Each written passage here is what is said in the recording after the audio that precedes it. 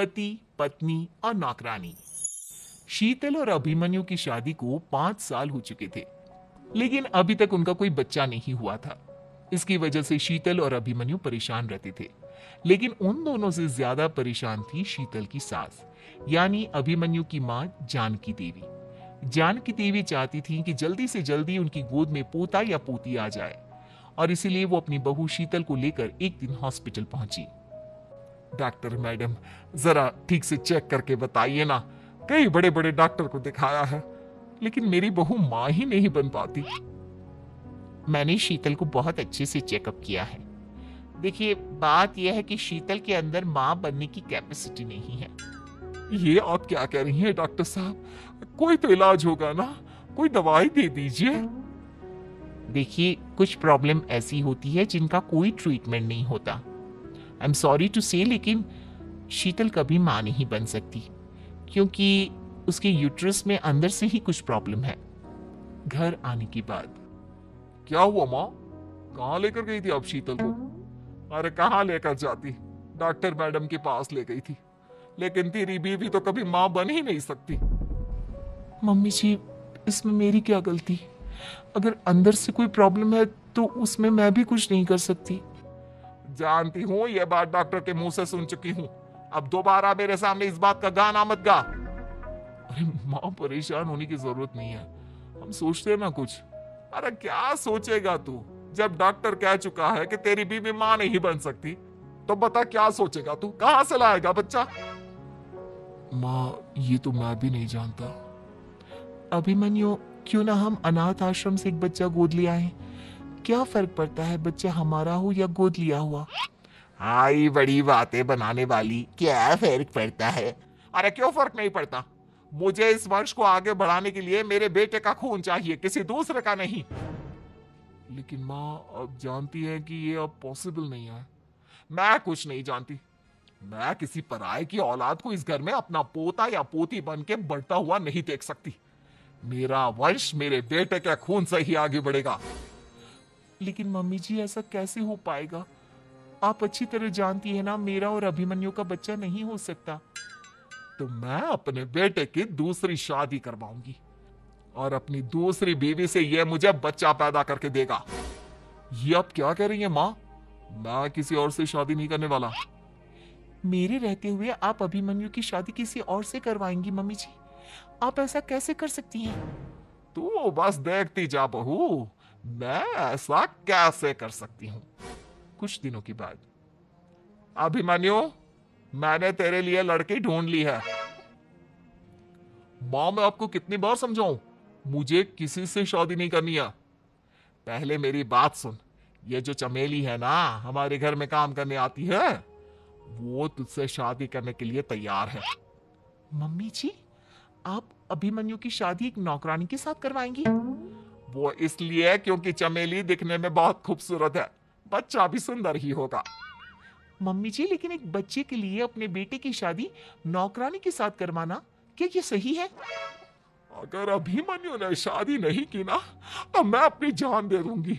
अब देख लो, अगर तुम्हें अपनी माँ की जान प्यारी है तो तुम्हें इस नौकरानी के साथ शादी करनी ही होगी।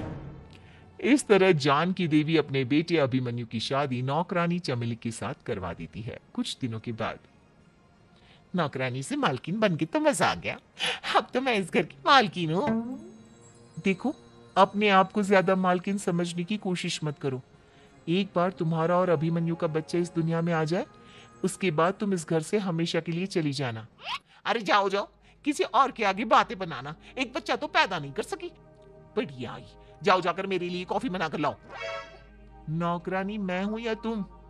मम्मी जी, देखिए ना शीतल मुझसे किस तरह से बात कर रही है।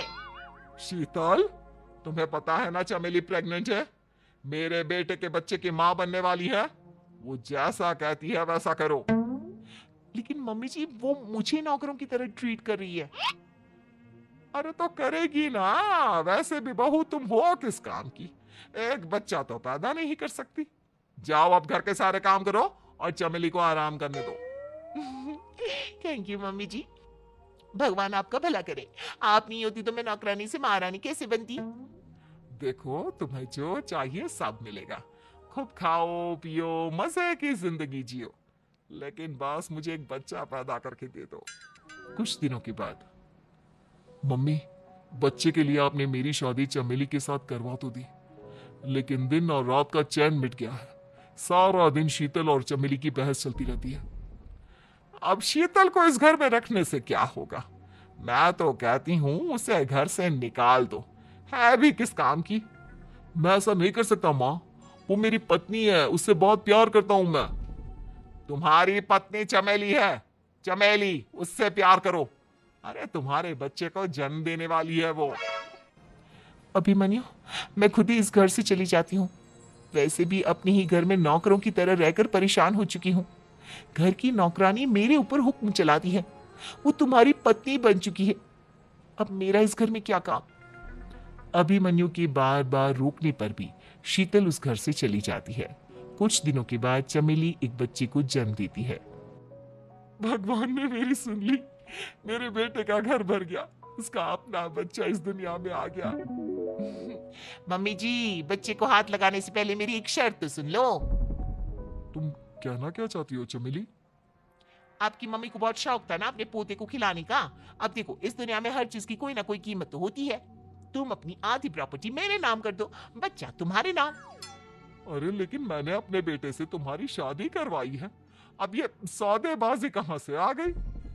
जो औरत अपनी बहू को घर से निकाल कर एक नौकरानी के साथ अपने बेटे की शादी करवा दी, वो तो सौदेबाजी कर ही सकती है ना। उसका कैसे भरोसा कर सकते हैं? मुझे बस आप लोगों की प्रॉपर्टी चाहिए, उसके बाद ही बच्चे को आप हाथ लगा सकते हैं। मैंने कहा था ना मम्मी, आप गलत कर रही हैं। देखिए, उसका नतीजा आपके सामने है। जब शीतल को पता चलता है कि अभिमन्यु और चमेली का बच्चा दुनिया में आ गया है, तो वो अपने घर पहुंचती है। अभिमन्यु, कहाँ है आपका बच्चा? क्या मैं उसे देख सकती हूँ? कुछ भी मत पूछो शीतल, माँ की हुई एक गलती हम लोगों पर भारी पड़ रही है। वो नौकरानी अपनी औकात पर आ गई है और अब हमसे अपनी आधी प्रॉपर्टी मांग रही है, वो भी बच्चे के बदले में। एक बात कहूँ अभिमन्यु, आप उससे कुछ भी देने से मना कर दो। अरे कैसी बात कर रही हो? मेरे बेटे की औलाद है उसके पास, ऐसे कैसे मना कर दे?